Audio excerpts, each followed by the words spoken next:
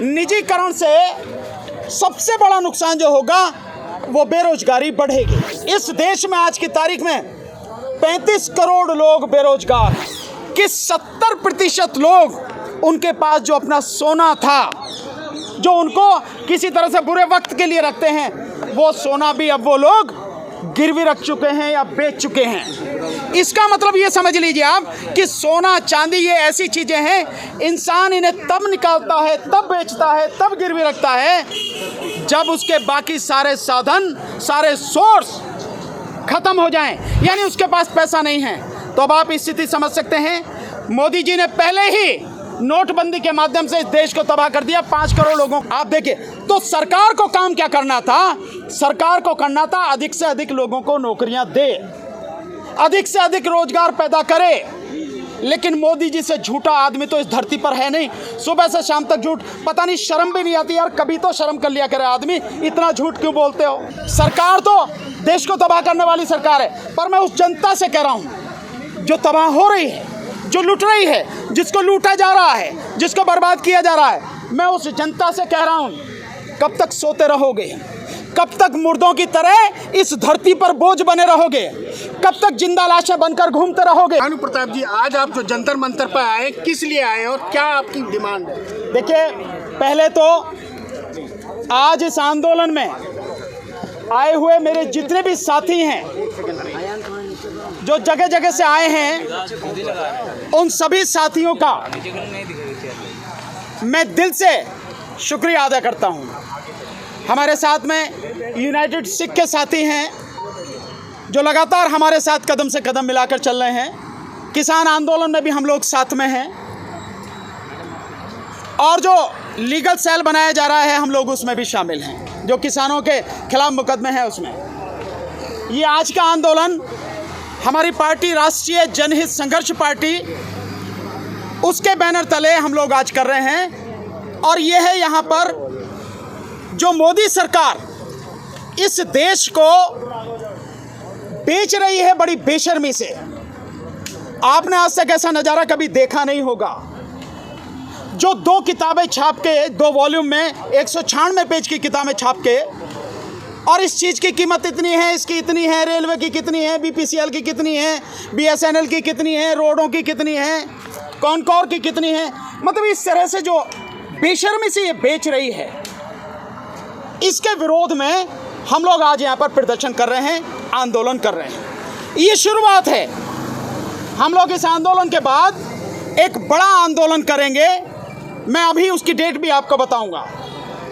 और उससे पहले आज के बाद लगातार गांव-गांव, शहर-शहर, गली-गली लोगों को जाकर जगाएंगे, उनको समझाएंगे कि ये जो निजीकरण सरकार कर रही है इससे कितना बड़ा नुकसान होने वाला है। इससे 2-3 बहुत बड़े नुकसान हैं, मोटे मोटे। निजीकरण से सबसे बड़ा नुकसान जो होगा वो बेरोजगारी बढ़ेगी।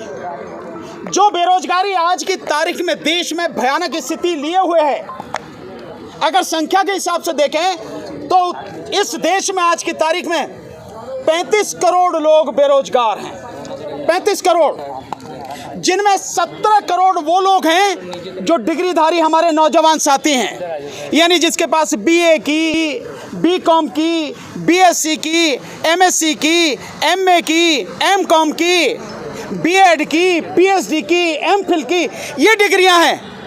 ये 17 करोड़ तो वो लोग हमारे नौजवान बच्चे जो इस देश का भविष्य हैं, वो बेरोजगार हैं। सरकार को चाहिए था कि इन लोगों को रोजगार दे, जो बेरोजगारी है उसको ख़त्म करे, लेकिन इस पे काम न करके सरकार बेरोजगारी को बढ़ा रही है।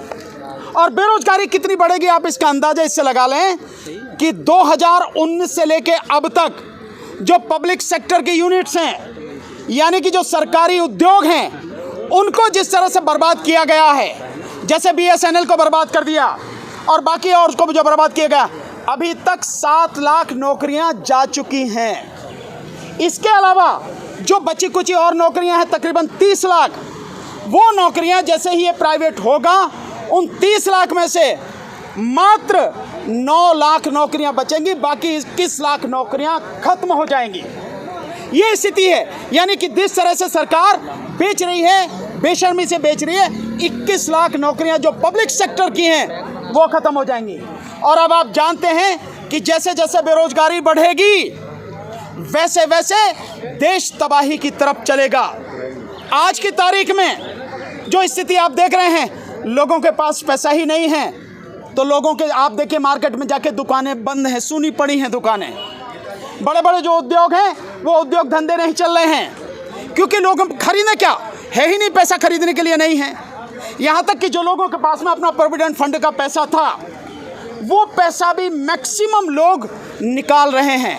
और स्थिति यहाँ तक आ गई, अभी एक सर्वे आया कि 70% लोग उनके पास जो अपना सोना था, जो उनको किसी तरह से बुरे वक्त के लिए रखते हैं, वो सोना भी अब वो लोग गिरवी रख चुके हैं या बेच चुके हैं। इसका मतलब ये समझ लीजिए आप कि सोना चांदी ये ऐसी चीज़ें हैं, इंसान इन्हें तब निकालता है, तब बेचता है, तब गिरवी रखता है जब उसके बाकी सारे साधन, सारे सोर्स खत्म हो जाएं, यानी उसके पास पैसा नहीं है। तो अब आप स्थिति समझ सकते हैं, मोदी जी ने पहले ही नोटबंदी के माध्यम से इस देश को तबाह कर दिया, 5 करोड़ लोगों को बेरोजगार कर दिया था।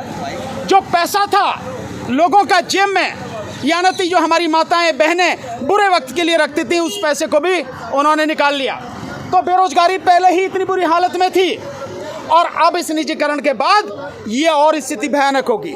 और जैसे ही बेरोजगारी बढ़ेगी, क्राइम बढ़ेगा, अपराध बढ़ेगा। जब खाने के लिए रोटी भी नहीं होगी तो क्या करेगा व्यक्ति? छीनेगा, तो कहीं पे चक्कू चलाएगा, कहीं पे कत्ल करेगा, कहीं पे डकैती डालेगा, कहीं पे लूटमार करेगा। क्या होगा? यही हाल होगा। आप देखिए, तो सरकार को काम क्या करना था? सरकार को करना था अधिक से अधिक लोगों को नौकरियां दे, अधिक से अधिक रोजगार पैदा करे।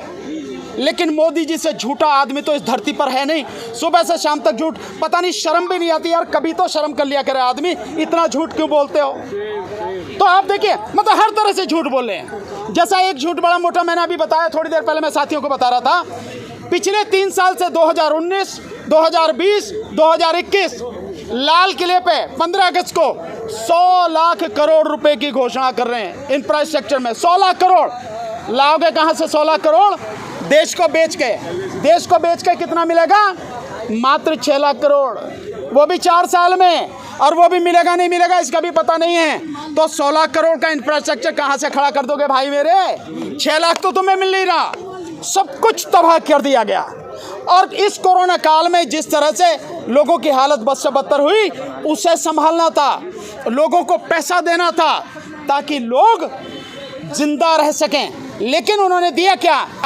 उन्होंने 5 किलो अनाज, 1 किलो चावल उसकी भीख दी ताकि लोगों को भिखारी बनाया जाए, लोगों को केवल और केवल इसी पर निर्भर रखा जाए।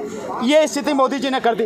और ये स्थिति और भयानक होगी अगर निजीकरण इस तरह से जारी रहा, इसे नहीं रोका गया तो।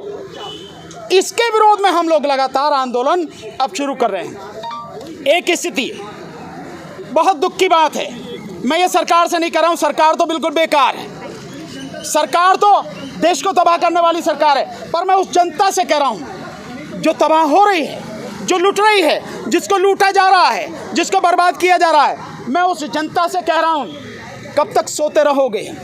कब तक मुर्दों की तरह इस धरती पर बोझ बने रहोगे? कब तक जिंदा लाशें बनकर घूमते रहोगे? मैं नौजवान लड़कों को देखता हूँ, जब जाता हूँ मीटिंग करने गांव-गांव, तो मैं देखता हूँ सुबह शाम सड़क पर दौड़ लगा रहे होते हैं, पसीने में तर होते हैं, कच्चा बनियान पहन के, ट्रैक सूट पहन के। पूछते क्या करोगे? अबे पुलिस में भर्ती होंगे भैया, फौज में भर्ती होंगे। 2 साल से फौज की भर्ती निकली नहीं और पुलिस की भर्ती निकली नहीं, और पुलिस भी प्राइवेट होने जा रही है, तो तुम्हें नौकरी कहाँ से मिलेगी भाई?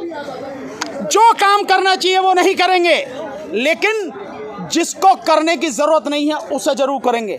कभी सोचने को तैयार नहीं है कि कैसे तुम तबाह किए जा रहे हो और क्या तुम्हें इस तबाही से बचने के लिए करना चाहिए। तो नौजवान पीढ़ी जिसको सड़क पर होना चाहिए था, क्योंकि सबसे ज़्यादा नुकसान उसका है। हम जैसी उम्र के लोग या हमारे जैसे और जो साथी हैं, उनकी जो भी बची है कट जाएगी, जैसे भी होगी, कोई दिक्कत नहीं है। लेकिन जो आने वाली पीढ़ी है, जो बच्चे हैं, वो तबाह हो जाएंगे।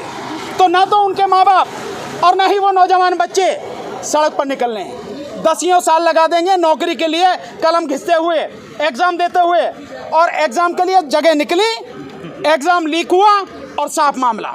जैसे आपने देखा 2 लाख नौकरियों को झांसा देके 10 लाख 2 करोड़ लोगों से फार्म भरवा लिए रेलवे में, और वो नौकरियां कहाँ गई पता नहीं। 1000 करोड़ सरकार ने कमा लिए। इस सब के खिलाफ हम ये आंदोलन कर रहे हैं, लोगों को जगाने की कोशिश कर रहे हैं। लोग जागें और जागकर अपनी लड़ाई लड़ें, नहीं तो आने वाली पीढ़ी माफ़ नहीं करेगी। वो कहेगी कि आपने हमारे लिए क्या छोड़ा है। इसीलिए लोगों को जगाने के लिए, आंदोलन खड़ा करने के लिए हम लगातार कोशिश कर रहे हैं। हम अपना फर्ज निभा रहे हैं, उसी के लिए मैदान में हैं।